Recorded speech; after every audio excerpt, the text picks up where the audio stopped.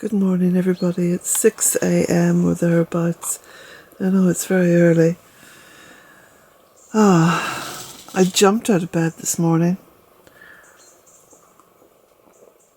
I had some very weird dreams. And it's not often that I'm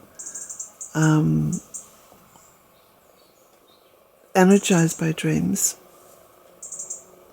And certainly not energized by the word toxic, but that was the word that seemed to wake me up. It was as though someone shouted it in my ear, toxic. And as soon as I woke up, there was a massive soundtrack playing in my head, and I had to write down, in fact I have written down, look, I've written down 2 pages of stuff. I mean, it's crazy. Not usually my lifestyle. It's not something that happens to me very often. In fact, rarely happens to me. So I'm going to share this with you because it's interesting, and it'll probably be more interesting for me as the day progresses. I'm just sat over here in the tunnel, by the way, with my coffee, and I'm still in my gym jams, and the day has only just begun in a very kind of a shredded way, because I haven't gone through my usual morning ritual of all the things I do. I'm happy to report, by the way, that there has been lots of rain. And it does appear, though I haven't climbed up into the loft to check, but it does appear from the sounds I'm hearing up there that there is water trickling into the tank. Now, there was a little bit of water trickling in last night. I lit the stove, I put it on very, very low in the kitchen, so I do have some hot water this morning. So yippee, I'm going to have a shower and wash my hair, and that's going to be lovely. And just be so grateful to Mother Earth for the rain and the water, and give many, many blessings for that water. So this word that woke me up, someone, something, an energy was shouting in my ear. There was no whispering going on this morning. The word was toxic. And as soon as I woke up, like I say, I just felt compelled to write down, kind of scribble out all this stuff. So I'm going to read back and try to make sense of, for you and for myself, what I've written down. Toxic. Toxic defines who you are.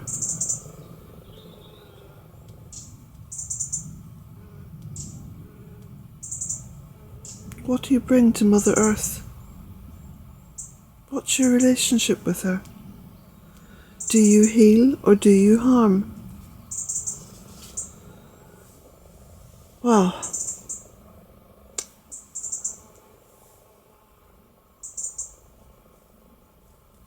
it does appear that through our own choice, our own volition, our own stubborn way of living on the planet rather than with her, the majority of the human race have decided to be toxic. The worst of children, not the best.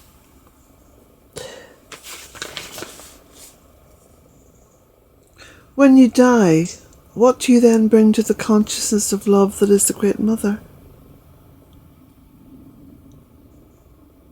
Now, I can't help but think of all the role models that we have in this life. And the role models especially, of course, are all in media or projected by the media as role models. And many of them are just leading us astray. And we're following like sheep. I mean, I'm as guilty as anyone else of this ridiculous stupidity.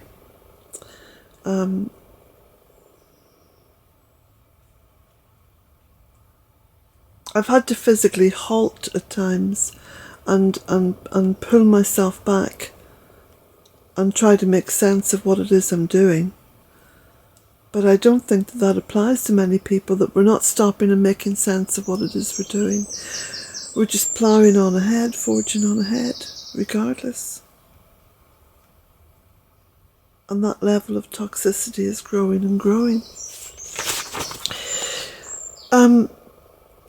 Can you define your part in the family? Well, the family of humankind.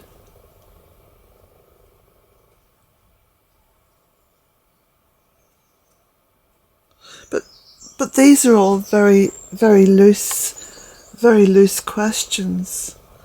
And so then I went on to write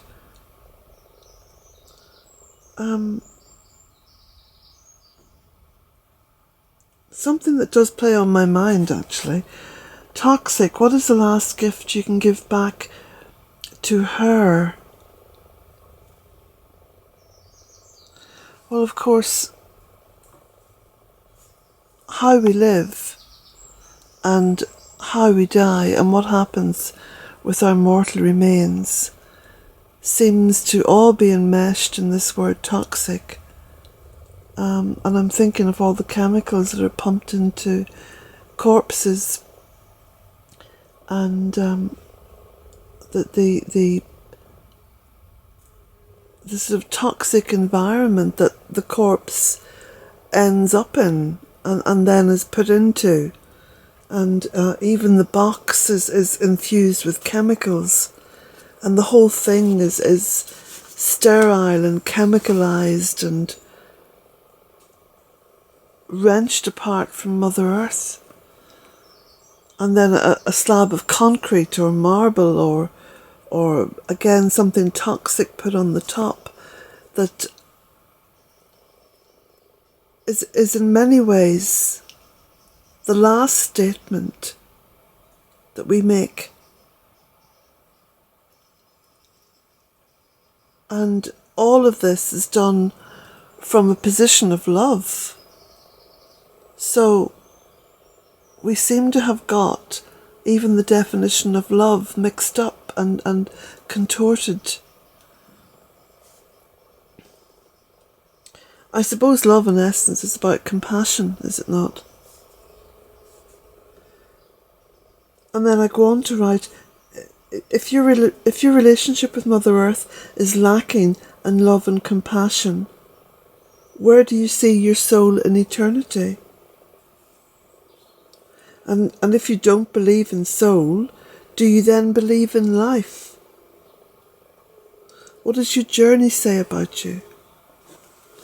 So, of course, there's lots of people who would say, well, you know, all this talk is nonsense. You know, the talk of the soul or the spirit is nonsense. You live a life and then you die and that's it.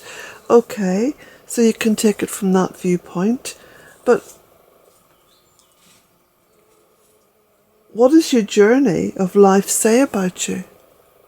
What's your legacy?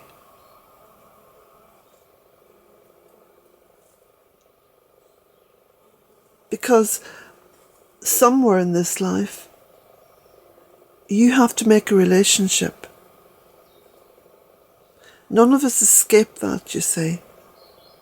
You know, you can escape lots of things, and you can deny or believe in lots of things,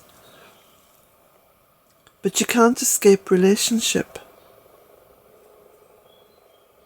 And I think this is where the word toxic then comes into sensibility, you know, something that we can understand. If our relationship with the very one who gives us everything we need to live is toxic, then nothing else is right. Nothing else can be right. And I'm looking now at various role models I mean, virtually all the role models that we have are to do with media, or to do with politics, or to do with the corporate world. And everywhere within those spheres, all I see is toxicity. Massive toxicity. Human beings who advertise toxicity, who insist that you live a toxic life, who pull you away from spirit, who pull you away from soul, who pull you away from Mother Earth.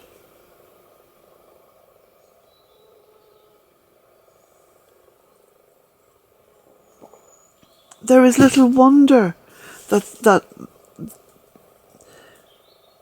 so many people feel lost, or that there's something hugely important that is missing.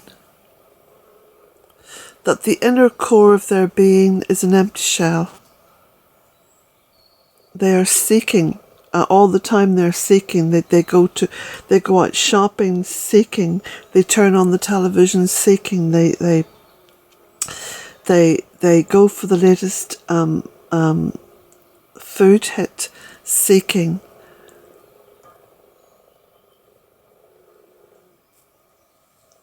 And they've actually stopped engaging with Mother Earth because it becomes too painful for them. Because they know there's something so vast that is missing from their lives.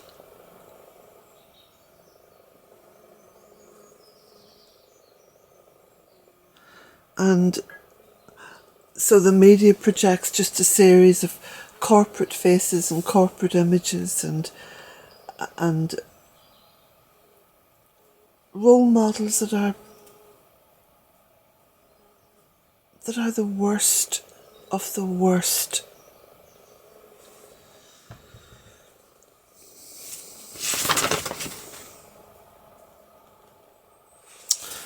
So what's our purpose as a human being? Do you ever think about this?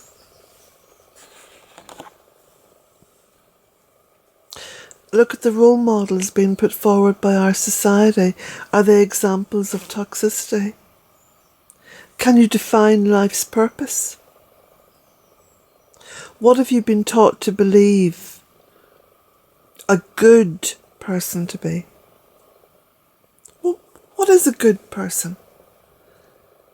Is a good person someone who does everything that society expects of them? Because if society is toxic, then what society expects people to do is doubly toxic. It just feeds into that. So, what have you been taught to believe a good person to be? And why do so many religious dogmas insist we must always seek forgiveness? Surely the meaning of life is to live. Therefore, how are we living?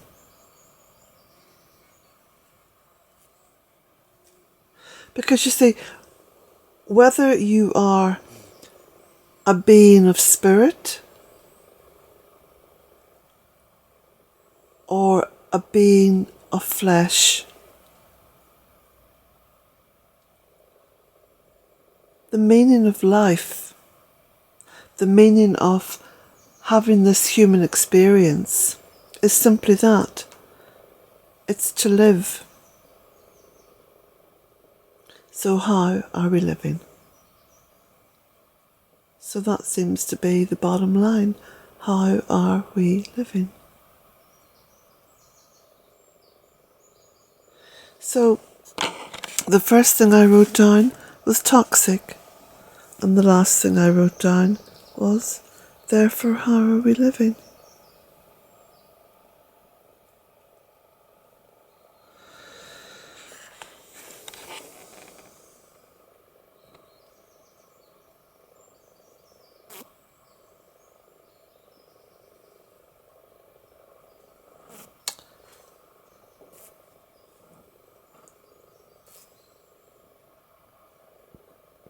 Suddenly the bees have stopped.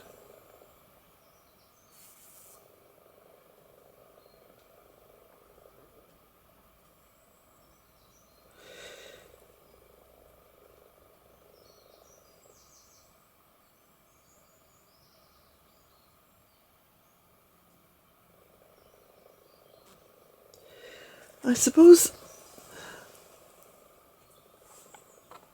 I've endeavoured to turn every big question into a simple statement.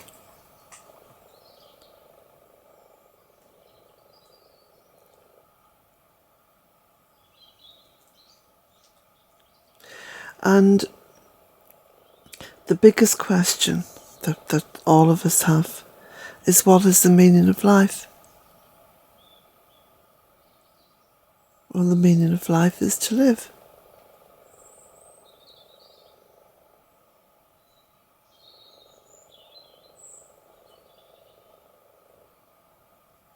But if society has us living a toxic life,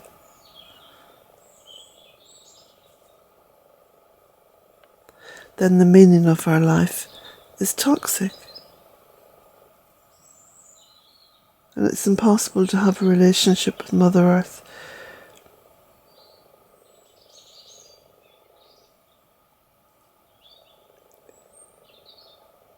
in that state.